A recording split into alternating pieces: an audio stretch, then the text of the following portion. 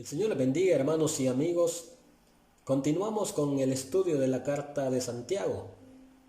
En nuestra oportunidad anterior cerramos el tema de la oración, haciendo mención a tres elementos que encontramos en los tres versículos expuestos, los cuales fueron del versículo 6 al 8.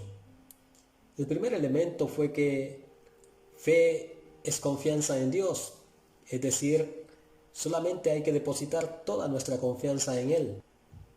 El segundo elemento fue, solo debemos tener una fe muy pequeña para obtener grandes milagros. Y el tercer elemento fue que debemos ser perseverantes en nuestras oraciones. Cabe aclarar que cuando Santiago hacía mención a pedir sin dudar, no se refería expresamente a aquel sentimiento que en muchas ocasiones nos embarga cuando estamos en una oración en la cual viene a nosotros un pensamiento de duda y comenzamos a pensar que si en verdad recibiremos lo que estamos pidiendo, sino más bien Santiago a lo que se refería era a ser constantes en nuestra vida cristiana y que a pesar de que si vinieran pensamientos negativos, continuáramos orando y esperando en Dios la respuesta. Es por eso que en el contexto, el hombre de doble ánimo es aquel que confía en Dios y le obedece solamente parte del tiempo, pero no consistentemente. Una persona de doble ánimo es una persona que tiene una opinión o lealtad dividida. Dicho de otra manera, solo decide creer hoy y mañana ya no. En esta ocasión nos corresponde continuar considerando los versículos del 9 al 11, que dicen de la manera siguiente: el hermano de condición humilde debe sentirse orgulloso de su alta dignidad, y el rico de su humilde condición. El rico pasará como la flor del campo. El sol cuando sale seca la planta con su calor abrasador. A ésta se le cae la flor y pierde su belleza. Así se marchitará el rico en todas sus empresas.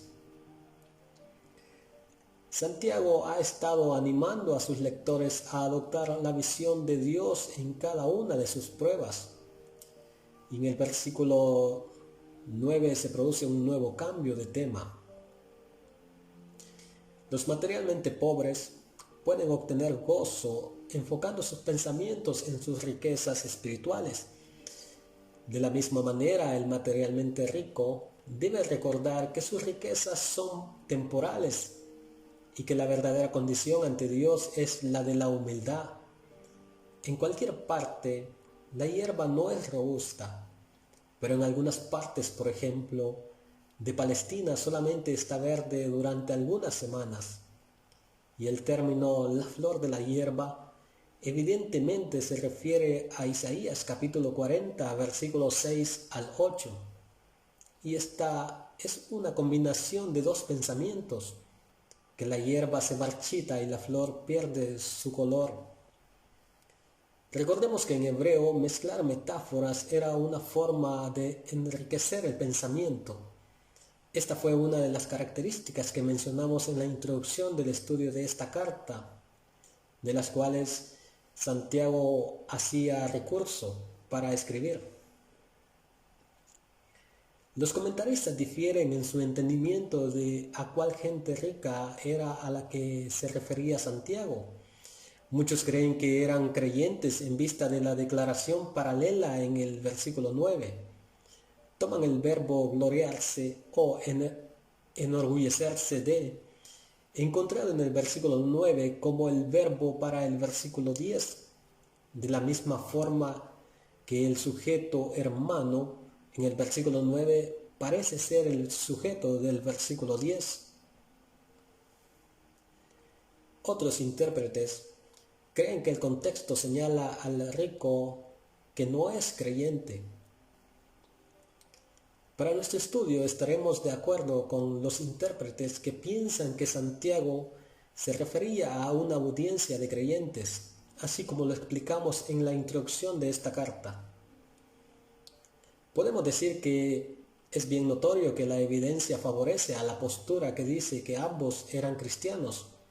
Según el capítulo número 5 del versículo 1 al 6, en ambos casos el significado es claro.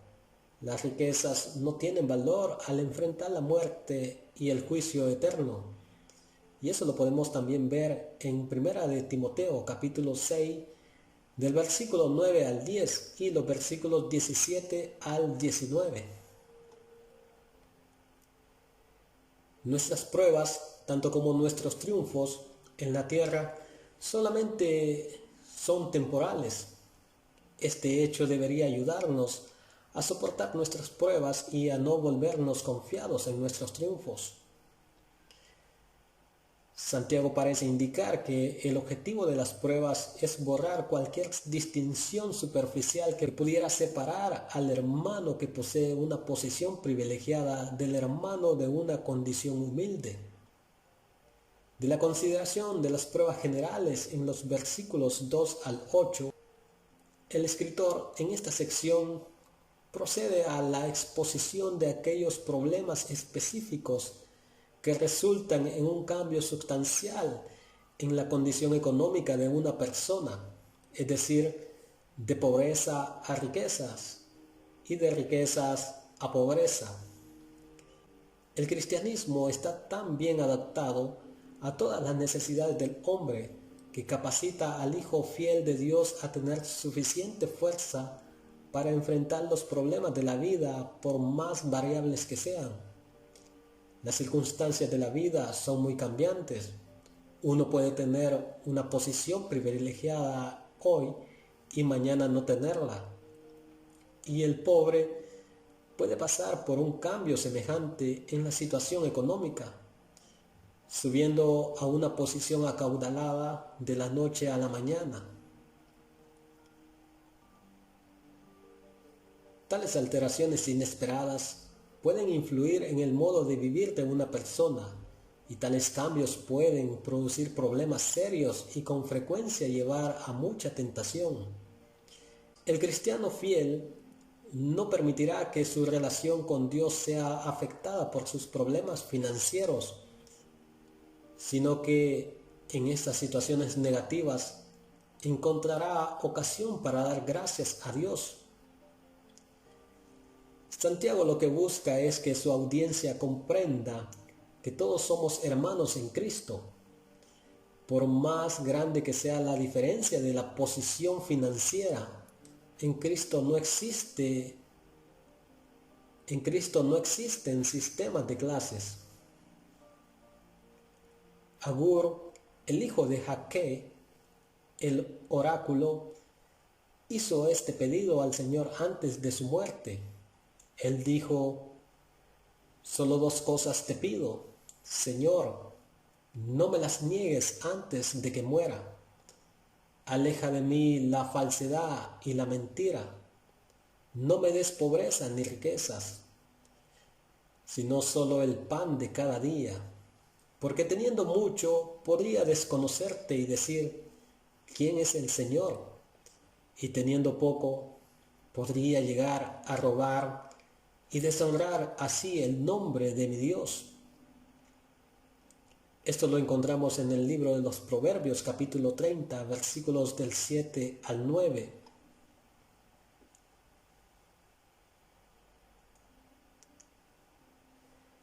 Douglas J. Moo, un comentarista bíblico, muy sabiamente él dice: parece ser que en las dos situaciones en las que enfrentan tentación los cristianos es cuando pasan por un tiempo de pobreza o cuando pasan por un tiempo de riqueza.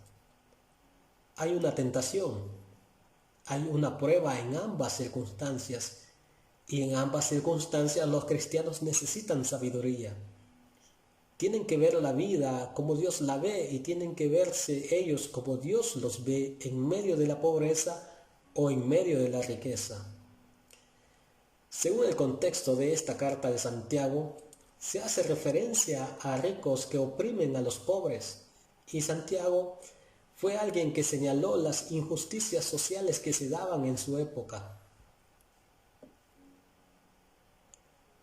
Todos estamos conscientes que el mundo nos ha enseñado a hacer diferencias entre los que tienen y los que no tienen posesiones.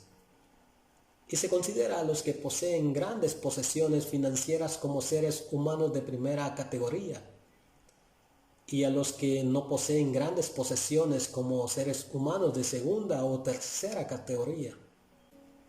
El mundo nos da ese patrón de vida, pero Cristo, cuando viene a la tierra, Él viene para derribar todas esas diferencias que el mundo ha hecho.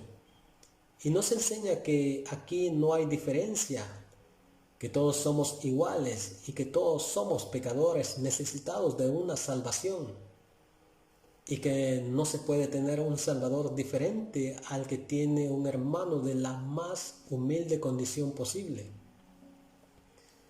Por eso Santiago animaba a los hermanos de escasos recursos que se sintieran orgullosos de su humilde condición. La versión Reina Valera 1960 traduce este versículo de la manera siguiente: el hermano que es de humilde condición, gloríese en su exaltación, pero el que es rico, de su humillación, porque él pasará como la flor de la hierba. Esto nos enseña que todos necesitamos depender de la sangre redentora que el Hijo de Dios derramó en la cruz, porque es ahí el único lugar donde somos confrontados, en el sacrificio de Cristo. Ahí todos aparecemos iguales con una misma condición, una misma necesidad. Todos necesitamos de un Salvador. Y Santiago le dice a los de humilde condición: mira tus circunstancias como ocasión de crecer. Y a los ricos les dice también que miren sus circunstancias como ocasión de crecer.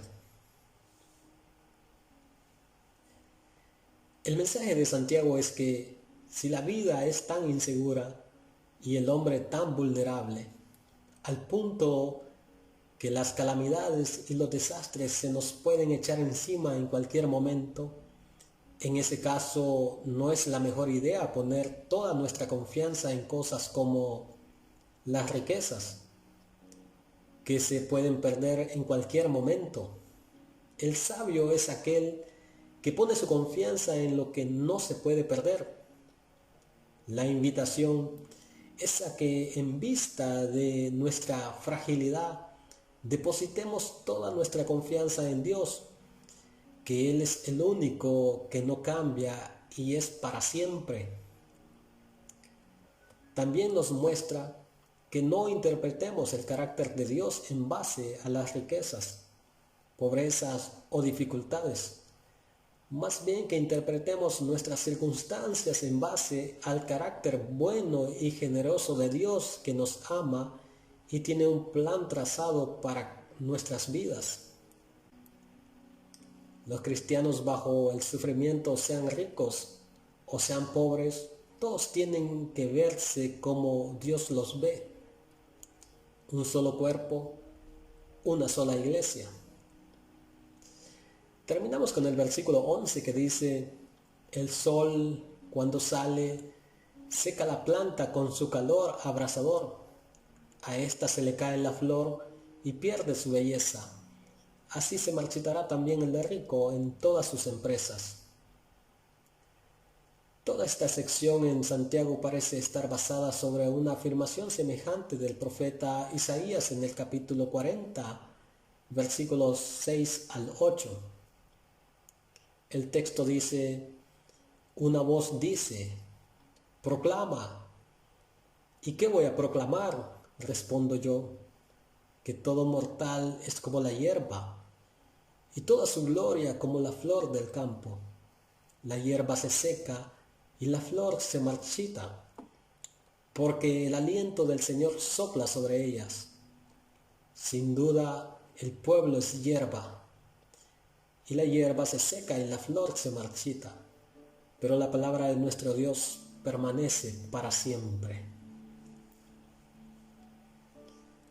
Por lo tanto, podemos concluir diciendo: que tanto el pobre como el rico, ambos son hijos de Dios, y que el diseño de Santiago era mostrar que, por más cambiables que sean las circunstancias externas de la vida, los que son fieles al Señor puedan encontrar ocasión para sentirse regocijados y felices.